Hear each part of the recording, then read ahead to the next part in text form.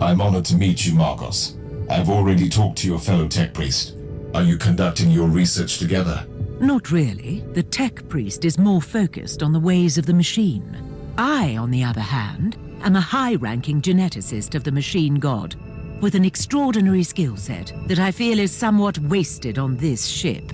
If that altercation with the Drukhari was any indication, you must have had a fair chance to study Xenos organisms. Indeed. Also, with the amount of combat this retinue has been involved in, I have had ample opportunities to hone my skills in the art of inoculators. Are you offering genetic augmentations and rejuvenation rites? That is correct. Talk to me if you need me. My blessed scalpels are always at hand. I have been compiling information on the craft world from the memory crystal. A summary will suffice.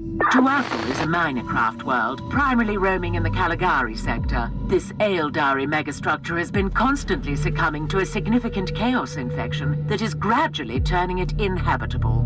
The Tuatha Aeldari have been slowly abandoning the infected craft world, relocating to the maiden worlds in the sector. This is what I have for now. Keep me updated. I have begun gathering information on the recent history of Maiden World Loriach. Proceed, Magos. Most of the information is classified, but it seems that after the recent Tyranid Hive Fleet was destroyed in the subsector, a substantial number of the surviving Xenocs attacked the Tuatha Maiden World and tried to assimilate the local biomass. Interesting. But I have a situation here, Magos. We will resume shortly.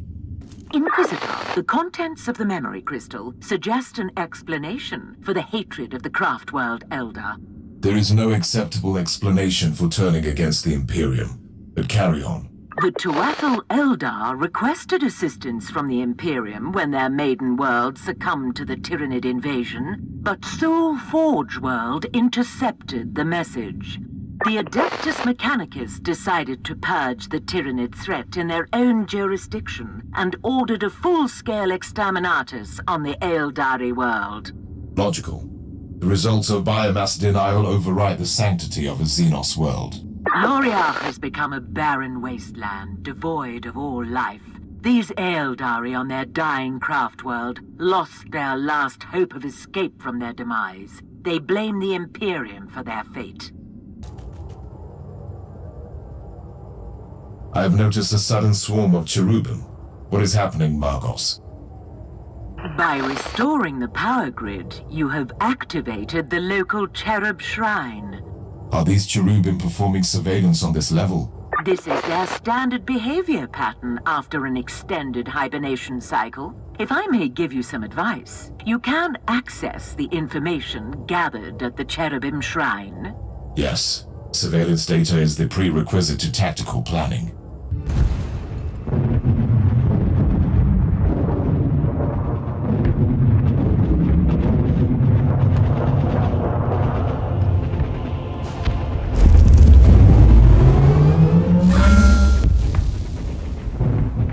Inquisitor, I have completed the preliminary tests on the samples from the Cascada Prime. The results are fascinating. Fascinating is an unscientific term. I need specifics. I will need more samples. The plague is clearly of warp origin, most probably caused by an as yet unrecorded pathogen. The infection is spreading like wildfire through the hive. The mutant scum and the treacherous cultists have already begun exploiting the situation, leading an open rebellion. According to Vox reports, the local enforcers have been overwhelmed, but there is an operational Astra Militarum outpost in the vicinity. Affirmative. I will take over command. Charge! I said charge!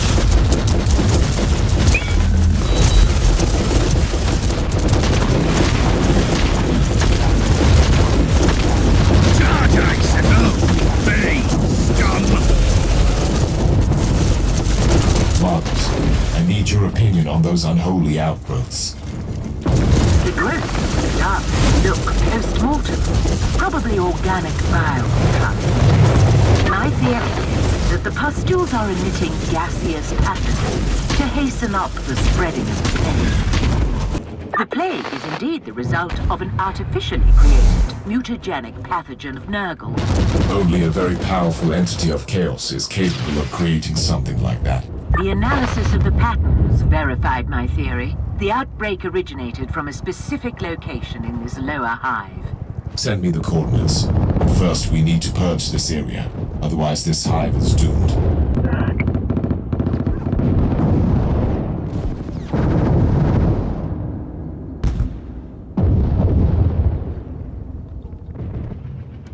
The entity that orchestrated this outbreak might still be on this world.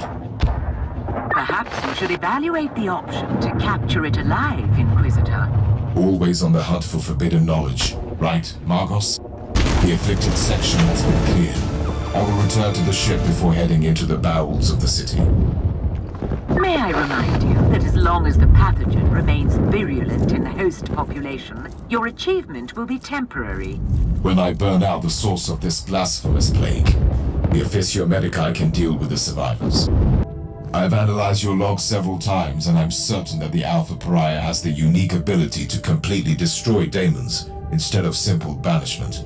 Still, we have no idea how that works. True. The data we have on her abilities is scarce, and her previous encounter with a greater demon on the Martyr could be an anomaly.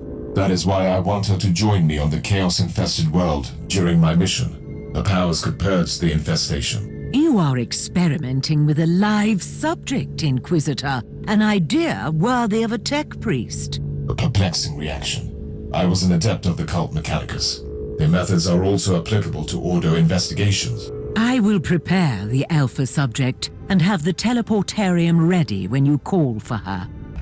You are approaching the site where the plague originated. Beware. The sensors are indicating increasing warp activity in the area. I interpret this as a confirmation. My priority target must have learned of my arrival. In any case, it is the perfect opportunity to test the Alpha Pariah's unique abilities. As per your request, I have executed thorough analytical sermons, focusing on the Alpha subject's mental stability.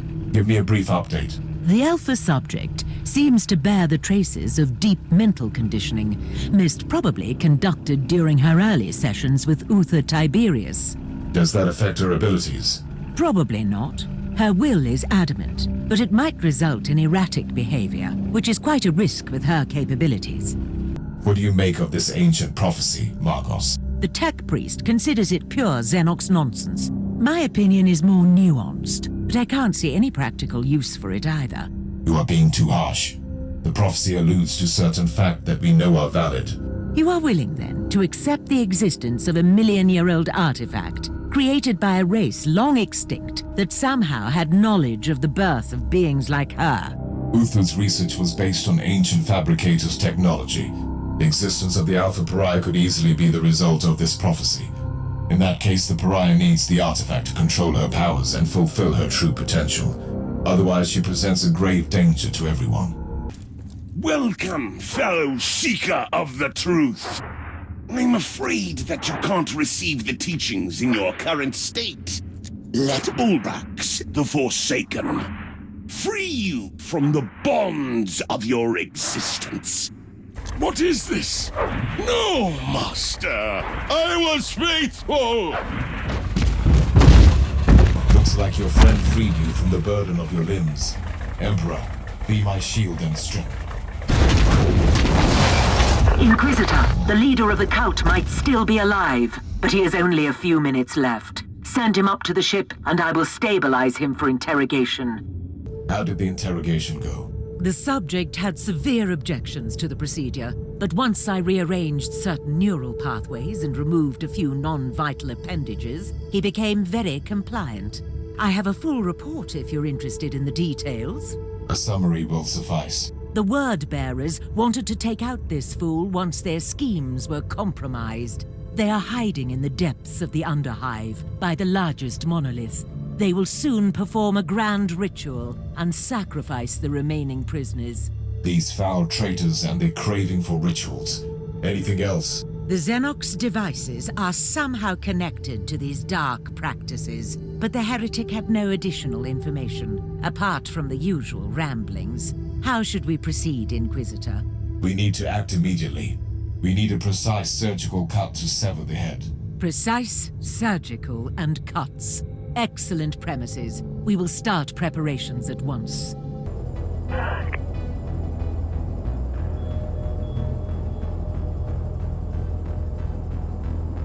This is interesting. This retinue was working for a techno-archaeologist. It could be the savant we seek. I presume the contingent was trying to eradicate the local Tyranid threat. Quite the contrary. They were trying to gain control of the Xenos population. I keep an open mind, but even I find that idea hard to swallow. On another note, the data slate contains location tags for their home base. Where is it? We have no information as yet. The tech priest is working on it. I must reach the inner sanctum of this facility. Considering the nature of the savant's experiments, I would be very grateful for some pictograms if you find some of his devices. You are right, Magos. I will take the effort to record everything I find. These ancient structures indeed show some resemblance to known Necron ruins. Our understanding of the Necron civilization is still lacking, despite our recent unfortunate contacts with them. Apologies, Inquisitor, but this is a fairly unsubstantiated claim. Note, this is the typical short-sightedness of the biologically based Magos. Flesh is weak, but steel abides. Steel is nothing without the motive force, and motive force resides in the flesh. The existence of Necron tomb worlds disproves your hypothesis. The Fabricators race could have reverse-engineered some exposed Necron tech. An intriguing discussion. We should continue this under more relaxed circumstances. Praise the Emperor.